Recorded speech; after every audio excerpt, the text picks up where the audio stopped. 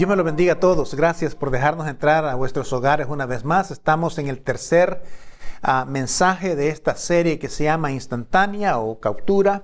Donde estamos viendo esas conversaciones o eventos más importantes que tuvo Jesús como adulto en su ministerio de esos 3 años y medio. Y estamos buscando estas informaciones de aquello nuevo que Él está introduciendo. Él ha introducido realmente un nuevo pacto, ha introducido un nuevo movimiento que viene siendo la iglesia y también ha introducido lo que es un nuevo mandamiento. Cuando usted y yo leemos los evangelios o los recuentos, los relatos de la vida y del ministerio de Jesús que están escritos en los evangelios de Marcos, Lucas y Juan, hay una cosa tan importante que nos damos cuenta, y eso es maravilloso encontrarlo a través de todos los evangelios. Y eso creo que debe ser una noticia maravillosa para nosotros, y es que el ser pecador no te descalifica para ser un seguidor de Cristo. El ser pecador no te descalifica para ser un seguidor de Cristo. De hecho, el ser pecador viene siendo casi como un prerequisito para ser un seguidor de Cristo. Porque recuerde que Jesús incluso mencionó eso en una ocasión. Dijo, yo no he venido por los buenos, sino por los malos. Y eso nos habla de que realmente el ser pecador es un prerequisito para seguir a Jesús. Y quizás alguien está preguntando, bueno, si yo tengo esa relación que está fuera del orden de Dios o toda esa carga que yo traigo. Y alguien quizás se pregunta, ¿eso me descalifica? Bueno, la respuesta realmente es no.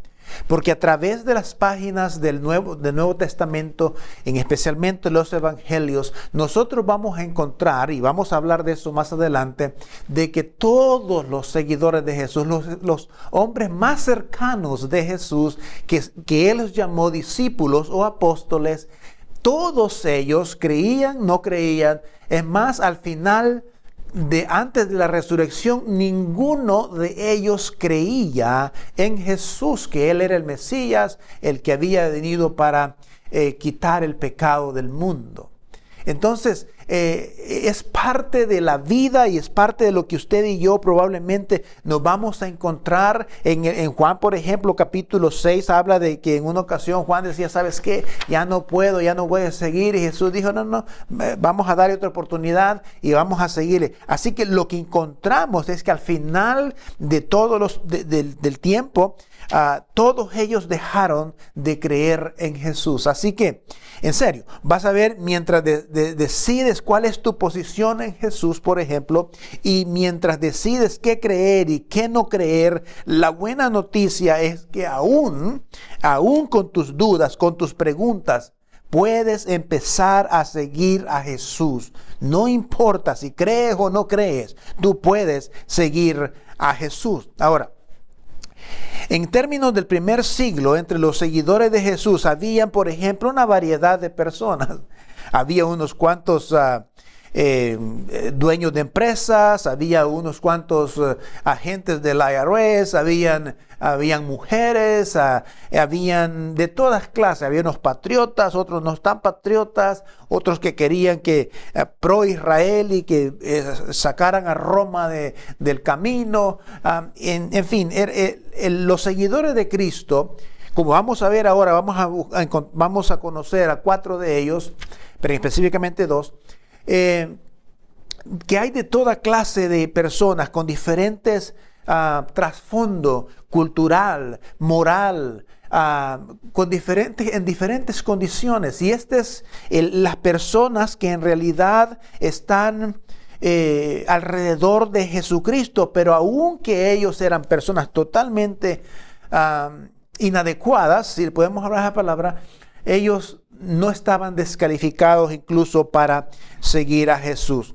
Entonces, como dije, entre esos habían de todo, habían mujeres, habían de hombres de cuello azul, cuello blanco, algunos no sabían ni leer ni escribir, otros sabemos que algunos eran bien estudiados, y la razón por la que les digo esto es que hay una algo que te enseñan, por ejemplo, a los jóvenes las jóvenes en la universidad, y es que dicen, no, pues cómo es posible de que una de las cosas que enseñan ellos para atacar la fe cristiana es diciendo de que la Biblia fue escrita, que no puede ser que la Biblia haya sido escrita por estos hombres que ni sabían leer. Algunos hablaban arameo, algunos no podían ni escribir ni en su propio idioma. Entonces dicen, ¿cómo es que ellos pudieron escribir estos textos tan sofisticados en griego si ellos no sabían escribir? Bueno, la razón, una de las cosas es, en realidad, es que eso es absolutamente un desconocimiento real de lo que es la historia, porque sí había gente educada. En Mateo, por ejemplo, habla de que un hombre se acercó a Jesús y le dijo, rabí, por ejemplo, Mateo 8:19, dice, soy un rabino, un escriba, y dice, y te seguiré a donde quiera que vayas. Ahora, hay algo interesante aquí, y es que todos los testigos de Jesús, ellos no escribieron realmente los evangelios, pero fueron personas que fueron puestas ahí para que recibieron los recuentos muchos años después para poder poner y escribir, obviamente, lo que hoy tenemos en lo que es la Biblia. Por lo tanto, sabemos que en realidad, por ejemplo, los que escribieron, ¿verdad? Y esta información no es verídica realmente, pero sabemos que habían personas muy educadas. En el caso del escriba, que sigue a Jesús, bueno, un escriba era una persona sumamente educada que realmente probablemente sabía más de 2 o 3 idiomas, que era una persona súper educada. Entonces ellos era parte de este grupo que seguía a Jesús. Así que esa idea de que solamente era un grupo de hombres ignorantes, o un grupo de hombres que no sabían ni leer ni escribir, esa teoría realmente es equivocada, ¿no? Porque realmente no conocen realmente lo que dice o lo que enseña en la historia.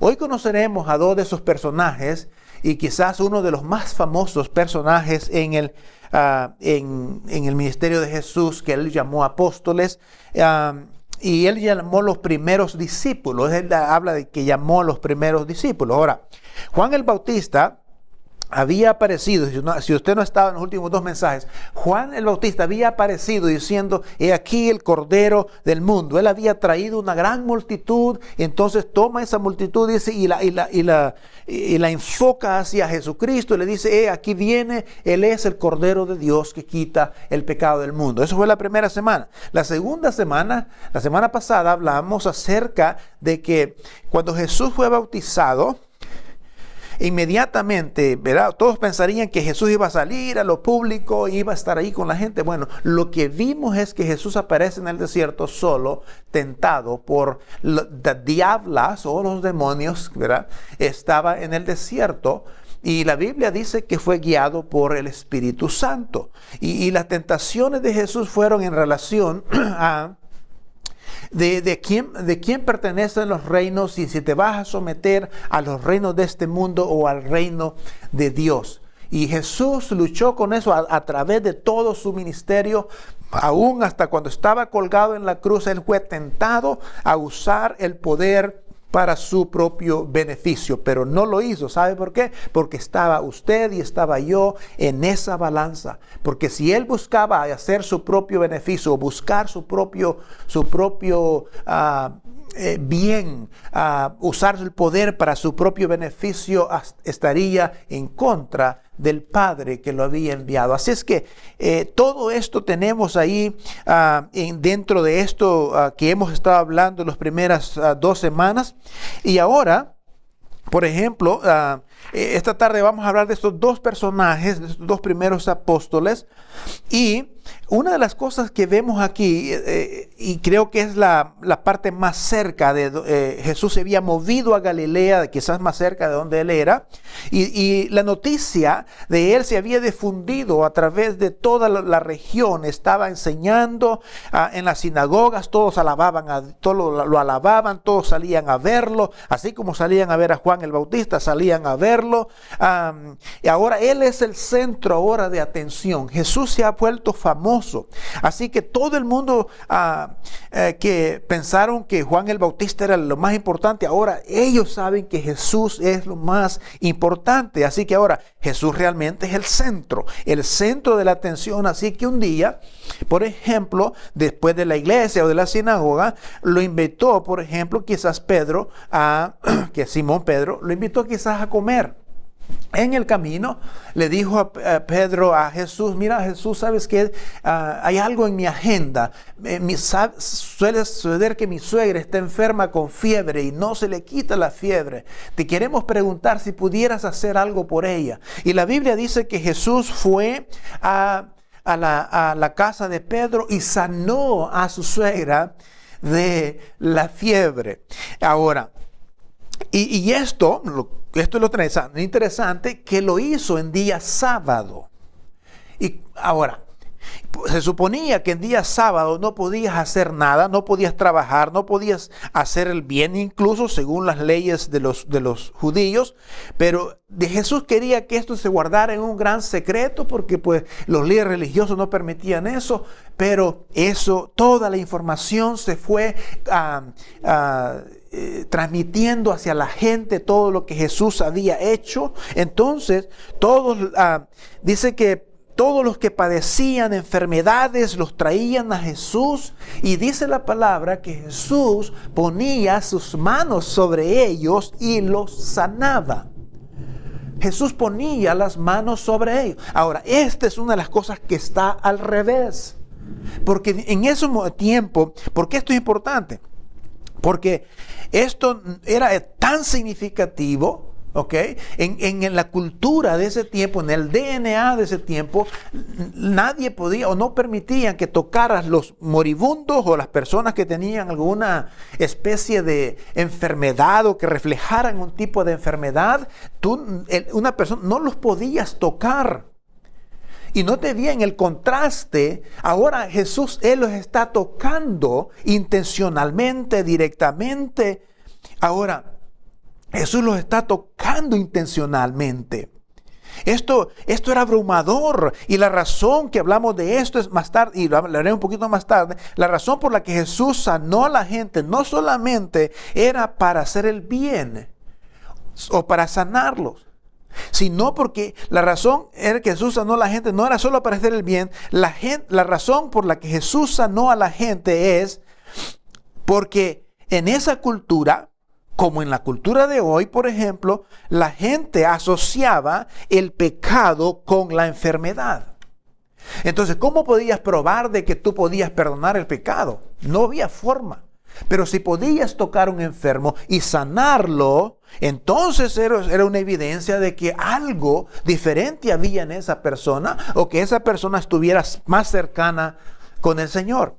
Pero el punto importante aquí es que Jesús va en contra de todo ese sistema religioso que había en ese tiempo. Y Él está tocando a los enfermos cuando no debería de tocarlos. Él los está tocando. Entonces, porque el pecado obviamente estaba relacionado con la enfermedad. Entonces Jesús comienza sanando a la gente, poniendo sus manos sobre cada uno de ellos. Y esto realmente prepara para lo siguiente que viene. ¿Por qué? Mateo y Lucas y Marcos y Juan, que narran estas historias, pero Mateo tiene una forma quizás podríamos decir que un poco irracional y quizás irresponsable, la forma como presenta el evento, que tanto Mateo como Lucas vamos a ver cómo lo presentan ellos. Lucas dice que había estos hombres en la orilla de la playa y estaban allí. Jesús les dijo, vengan y síganme. Y inmediatamente, dice Lucas, dejaron las redes y los siguieron. Abandonaron todo, dice Lucas, sin una previa invitación, simplemente abandonaron eso, a todo. Es como le dijeron a su papá, papá, nos vamos, tú te encargas del trabajo, de la pesca, nosotros nos vamos. Y eso, ¿verdad?, parece como un poco irresponsable, ¿no? Pero en realidad, muchos de nosotros, por ejemplo, crecimos, o yo incluso he mencionado esto quizás en el pasado, de que a veces hacemos tanto énfasis en el hecho de que debes de abandonar todo y que si no abandonas todo, no amas realmente a Dios.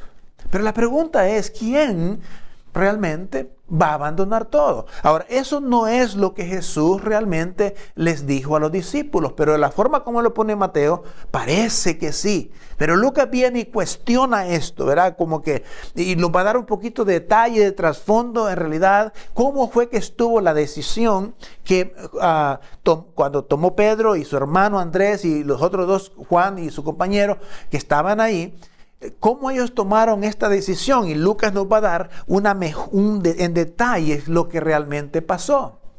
Ahora, hay que decir esto. Si usted está en una iglesia que no puedes cuestionar esto, no puedes cuestionar, no puedes hacer preguntas, que solamente alguien tiene la respuesta o alguien tiene todas las respuestas, usted está en una iglesia equivocada. Y yo le animo que se salga de esa congregación. Porque en la auténtica fe cristiana hay espacio para cuestionar, hay espacio para hacer preguntas, para cuestionar lo que está pasando. Ahora, ¿por qué? Porque la fe cristiana realmente comienza con información, no comienza con la fe. Usted se convierte en cristiano con información primero. ¿Recuerdan lo que pasó con Lucas, con Juan el Bautista? Juan no les dijo a la gente que miraran hacia el Cordero de Dios, mira, crean en Él y síganlo. No. Dijo, miren, ahí está Él. Él es el Cordero de Dios. Véanlo. No les dijo crean, no les dijo, simplemente ahí está. Escúchenlo y quizás más adelante ustedes pueden tomar la decisión de seguirle, amarle y seguirle. ¿Por qué? Porque hay espacio para una especie de cuestión. Ahora, Lucas nos enseña esto. Y los detalles de Lucas son interesantes. Dice Lucas, un día, mientras Jesús estaba de pie junto al lago, la gente se agolpaba alrededor de él. Para que, escúchenme, donde quiera que iba Jesús, siempre atraía a estas multitudes. Donde quiera que iba. Entonces, quiero decirle, la gente estaba escuchando toda esta información. Porque, acabo de decir, la fe de los creyentes comienza con información, no comienza con la fe. Entonces, vamos al punto. Y Dios dice que Jesús estando en la orilla, dice que vio a la orilla del agua 2 barcas que habían dejado unos pescadores y estaban lavando sus redes.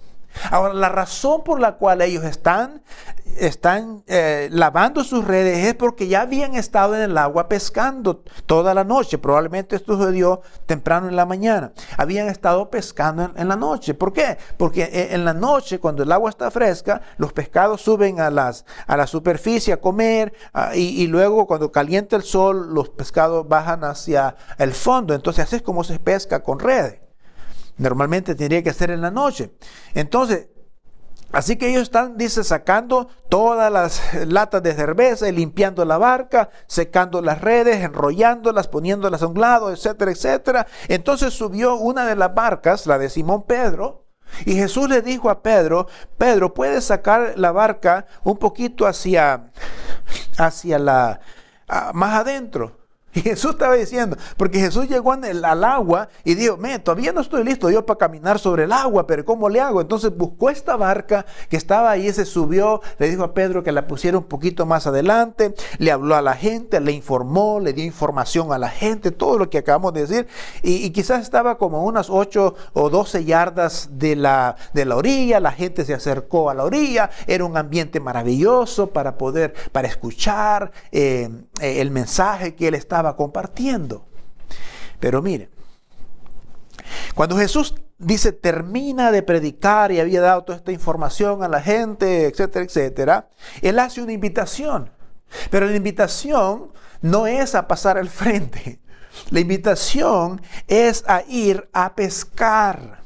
Cuando terminó de predicar, la invitación que le hizo a Pedro fue: vamos a pescar.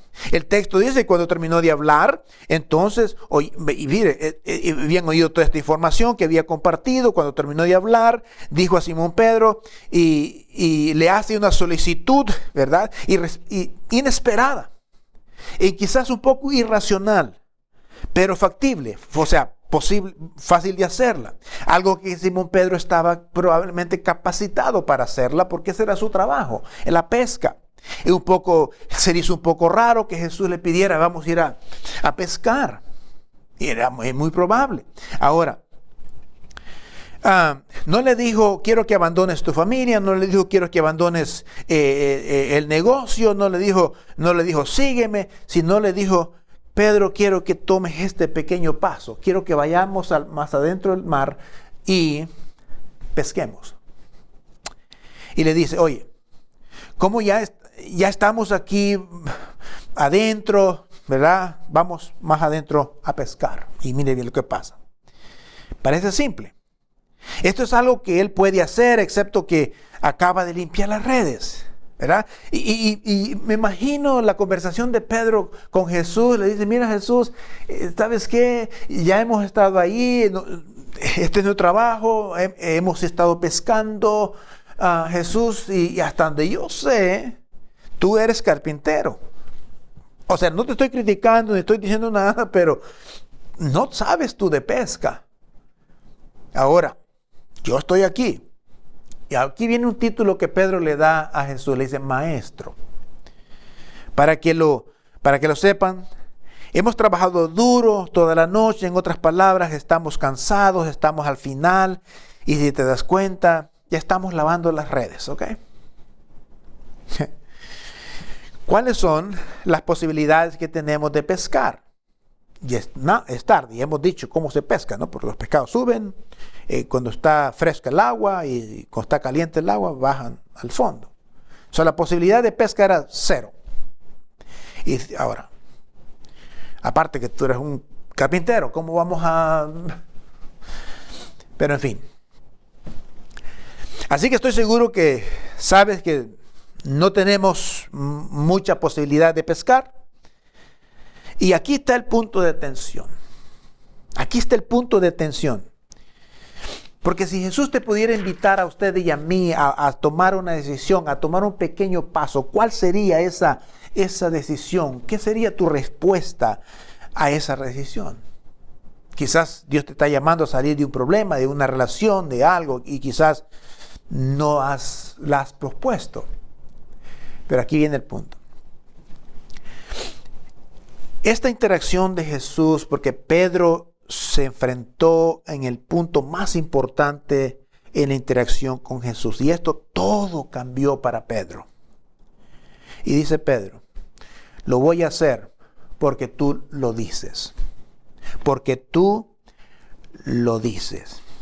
Ahora, esa pequeña decisión del apóstol Pedro, piense lo que estaba en juego en esa decisión que él estaba por tomar, en ese pequeño paso de decirle sí a Jesús. Voy a hacer lo que me está diciendo. Piense lo que estaba realmente en esa decisión que Pedro tomó. Es más, Pedro no sabía lo que estaba en la balanza al tomar esa decisión en realidad. Él no sabía.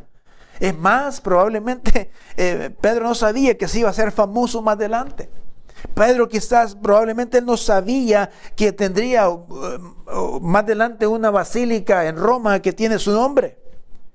Ahora, no sé si algunos dicen que los que han estado en esa basílica dicen que es extraordinaria, tomó 120 años para hacerla y es una estructura extraordinaria. Y Pedro, cuando iba a tomar la decisión de ir a pescar o tirar las redes, ni se imaginaba absolutamente que esto iba a pasar. Es más, probablemente si él no hubiera tomado esa decisión, quizás hubieran pasado a ser como unos pobres pescadores sin renombre, sin nada en el mundo. Nadie se hubiera recordado de ellos. Así que lo que estaba en la balanza, y Pedro no sabía esto, era mucho más que el hecho de soltar o dejar caer la red en el fondo del mar. Ahí en esa basílica que ahora lleva el nombre de Pedro, se cuenta de que ahí, y una de las cosas extraordinarias es que ahí está al lado de ese circo romano de Nerón, donde Nerón vestía a los creyentes con pieles de animales y los echaba a las fieras y les echaba brea en el pelo y les ponía fuego y los ponía como antorchas para sus comidas, sus cenas. Era quizás lo primero de la tortura y de la persecución del cristianismo, y esa basílica está a un lado de ese circo romano. Interesante, ¿no? Probablemente allí es la tumba donde quedó el apóstol Pedro, y posiblemente el apóstol Pablo también fueron crucificados en esa parte. Ahora, hay algo interesante y algo más interesante de esto es que Jesús dice: solo llévame a pescar, Pedro. Vamos a ir más adelante. Yo sé que no tiene mucho sentido, pero vamos a pescar. ¿Me confías en mí? ¿Me confías un poquito en mí? Pedro dice: bueno, sí, ya sanaste a mi suegra. Probablemente quizás te deba esto. Vamos, y en final se van. Y Pedro no tiene idea qué es lo que está colgando en esa balanza. Y aquí viene. Esto es muy importante. Tiran las redes. Dice: y cuando lo ha hecho, cuando lo habían hecho, no cuando lo habían pensado, no cuando lo habían creído, no cuando lo habían considerado, cuando lo hicieron, lo que Jesús les dijo. Cuando hicieron lo que Jesús les dijo. Ahora, ¿por qué esto es importante de hacerlo? Porque esta es la enseñanza que está diseminada por todo el Nuevo Testamento. De que no basta escuchar solamente, no basta con escuchar. Escuchar no hace la diferencia, oír no hace la diferencia. Santiago va a decir: sed hacedores de la palabra, no oidores. Pedro no se quedó solamente con la idea, oír que dijo Jesús, tira la red. No, Pedro hizo lo que Jesús le dijo, y eso es lo que hace la gran diferencia. Cuando hacemos lo que Jesús nos dice. Hoy en día en la parte de la iglesia tradicional dice: no, lee la Biblia, lee esto, lee, pero no practica absolutamente nada. No hay ajustes, no hay cambio, porque el escuchar, el oír no hace la diferencia en ninguna persona ni en nadie. Es el hacer. Hacer hace toda la diferencia. Escuchar simplemente no hace nada. Y el texto dice que atraparon una gran cantidad de peces. Al punto dice que comenzaron a romperse las redes. Entonces le hicieron señas a sus otros dos amigos que estaban cerquita. Escúchenme, esto también estaban oyendo. Los llamaron, llenaron las dos barcas y las dos barcas casi se hundían de peces, llenas del peso que tenían. Y cuando Pedro vio esto, dijo: ¡hey, soy rico! No tengo que trabajar por varias semanas. Y inmediatamente le dio a Jesús un contrato por 7 años como pescador, y le dio parte, le hizo dueño de la compañía, del 60% de la compañía. Y usted dice, wow. No, eso no está en la Biblia. Eso lo acabo de decir yo. Pero lo que quiero decir es que Pedro, al ver esto, cayó de rodillas. Y lo menos que Pedro estaba pensando era en la cantidad de pescados que había. Los pescados eran lo que menos estaba en su mente. Él está y se cae de rodillas ante Jesús y dijo, aléjate de mí. Y aquí viene otro nuevo título. Le dice, Señor. Título de autoridad. Aléjate de mí. Muchos pasamos por alto esta palabra. Pero ¿sabe por qué Pedro dice, aléjate de mí? Porque en la cultura, en el sistema religioso, solía que las personas pecadoras Dios se alejaba de las personas pecadoras. Dios se alejaba. Podías estar a centímetros de distancia, pero estabas separado de Dios. En otras palabras, Dios se apartaba de los pecadores, y en el primer siglo esto era lo que enseñaban la comunidad, eso era lo que enseñaban, que Dios se distancia de los pecadores. Y esa frase que Pedro está diciendo, apártate de mí, Señor, tiene que ver con la práctica religiosa de esos tiempos. Porque en la práctica de ellos, Dios estaba lejos. Dios no se acercaba a los pecadores. Dios no los tocaba a los pecadores. Pero ahora hay algo nuevo que está viniendo. Algo interesante que está viniendo.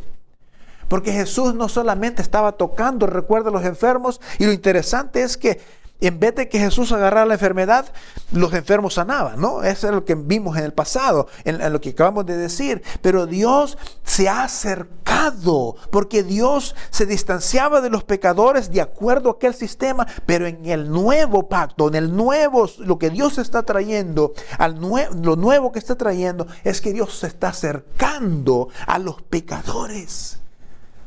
Y el ser pecador no te descalifica para seguir a Jesús. Y Jesús había venido a revertir todo eso. Era un completamente nuevo, porque Jesús había venido a establecer un nuevo tipo de relación entre Dios y los hombres, y Dios y la humanidad. Pedro no sabía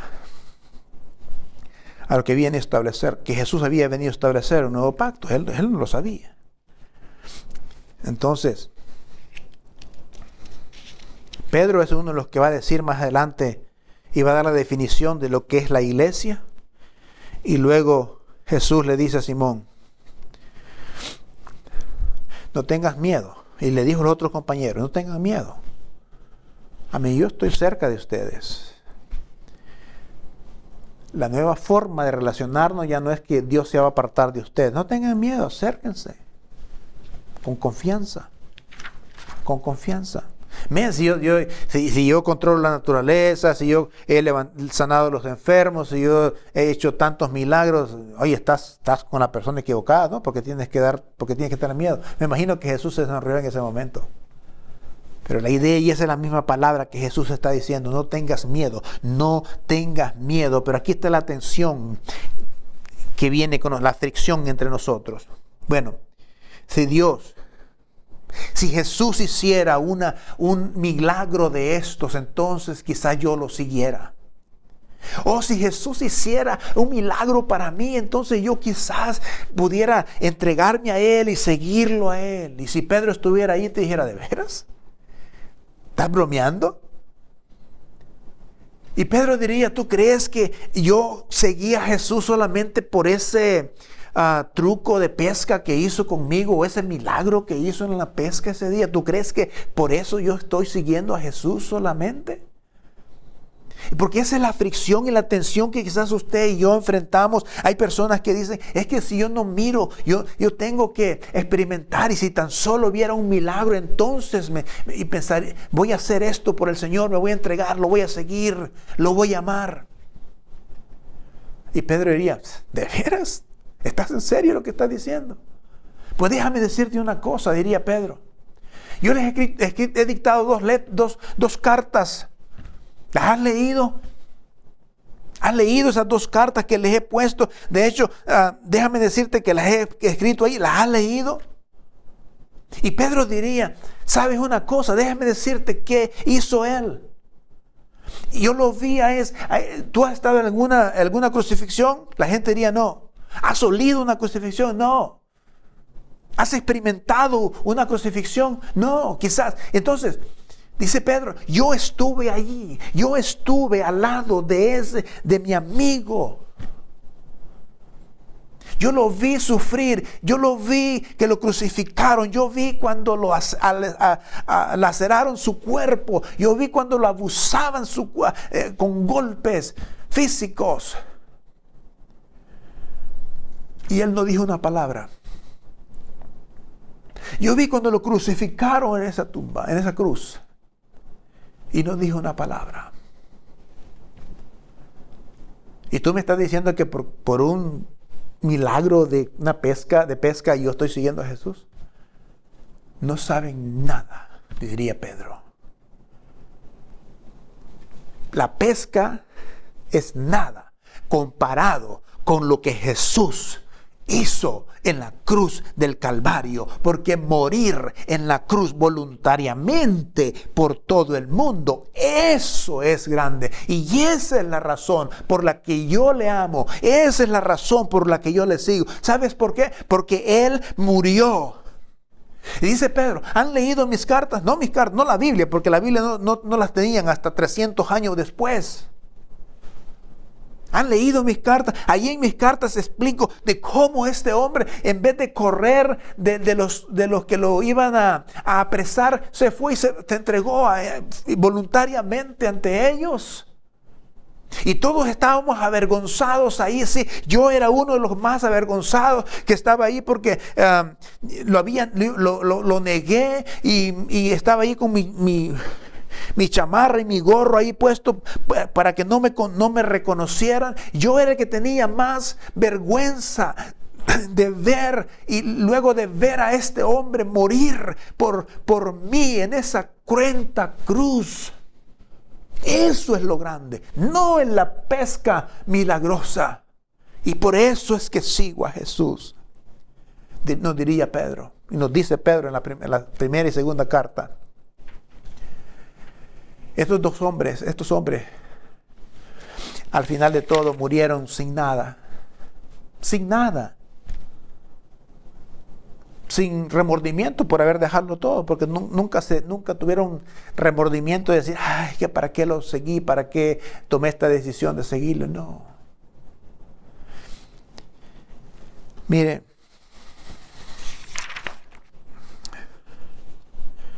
Jesús diría a Pedro, le dijo a Pedro, no tengas miedo, ¿estás seguro? Le voy a decir algo. Si tu presente está en las manos del Señor, no tienes que tener miedo del futuro. Porque el que está encargado del futuro es Dios. Y usted dice que tengo miedo, no sé lo que pueda pasar al tomar estas decisiones, al tomar estos pequeños pasos. Jesús no te está diciendo que dejes tu familia y que dejes tu negocio y que dejes todo esto. No. Dios está diciendo, toma el primer paso. Así como le dijo Pedro, el primer paso es, Pedro, ve conmigo, vamos a ir a pescar. El primer paso. El segundo paso, dijo Pedro, deja caer las redes. Pedro lo hizo y se vino el gran milagro de la pesca. Jesús está diciendo a ti que tomes pequeñas decisiones. Quizás algunas decisiones es simplemente volver al camino de Dios. Quizás lo has estado postergando por mucho tiempo, has estado alejado haciendo tus propias cosas. Quizás eso es una de las cosas que tienes que hacer, regresar al camino de Dios. Alguno quizás es reconciliar alguna relación que está dañada y te requiere algunos pasos para poderse reconciliar en esa relación. Algunos quizás es la pureza moral, quizás te has abrazado toda la impureza del sexo en este mundo y realmente has disfrutado, pero no eres feliz. Y quizás el paso que tienes que tomar es regresar y abrazar la santidad de Dios, una vida santa. Poner en pausa. Algunos quizás los pasos que tienes que hacer es servir a Dios. Quizás el problema que tienes es que no estás sirviendo a Dios. Tu vida se ha vuelto muy confortable. Pero si analizas lo que Jesús hizo por ti en la cruz del Calvario, ¿crees que vale la pena servirle? Como dije antes, estos hombres murieron por eso. Y sin un remordimiento. Voluntariamente murieron prácticamente. Quizás algunos son las cosas, quizás lo material. Te cuesta desprenderte de las cosas materiales y estás cayendo en la tentación de este mundo, de que todo lo material es para ti, todo el poder es para ti, toda la influencia es para ti y todo lo que tienes es para ti. Y quizás has caído en ese problema. Es tiempo quizás que vuelvas a ser más generoso, a dar más de tu tiempo, tus talentos al Señor. Y tienes miedo quizás de hacer todas estas decisiones, pero quiero decirte que nuestro Padre Celestial es el que está en control de las malas cosas y de las buenas cosas que pasen en la vida. ¿Por qué tenemos que tener miedo? Esa fue la palabra que le dijo Jesús a Pedro. Acérquense. Tranquilos. Tranquilos. No tengan miedo. Sí, en el pasado no se podían acercar ni al lugar santo. Sí, en el pasado ustedes no podían acercarse a Dios. Además, les han enseñado que Dios se ha apartado de ustedes. Pero yo he venido y me he acercado a ustedes. Estamos en una nueva relación. No tengan miedo. Acérquense. Acérquense. Porque yo estoy en control de lo malo y de lo bueno, de todo que viene a nuestra vida. ¿Cuál es tu paso? ¿En lo que está luchando usted? Escúcheme. Voy a repetir eso una vez más. No basta con escuchar solamente. Si quieres ver un cambio en tu relación, de tu familia, de tu esposa, tu esposo, si quieres ver un cambio en tus hijos, si quieres ver un cambio en tu propia vida, no basta con venir y escuchar o escuchar un mensaje, no basta con escuchar. Si Pedro se hubiera quedado con solamente escuchar de que Jesús le dijo tira la red y no lo hubiera tirado, no hubiera hecho, no hubiera accionado, nada hubiera pasado. Si Dios hubiera dicho de tal manera amó Dios al mundo y se quedó nomás ahí en esa frase, pero no lo envió a su Hijo al mundo, de nada sirve. Es en el hacer donde está la diferencia. Que el Señor te bendiga y si estás luchando con algo, yo te animo a que lo hagas sin temor, acércate. Jesús está con los brazos abiertos en una nueva forma de relacionarse contigo. No como el sistema religioso decía, pero ahora como Cristo lo dice. Él tocaba a los enfermos, Él se acercó a la gente, convivió con la gente. Ese es lo diferente de Jesús al sistema religioso de este tiempo. Que el Señor les bendiga. Gracias por dejarlos entrar a sus hogares una vez más. Amén.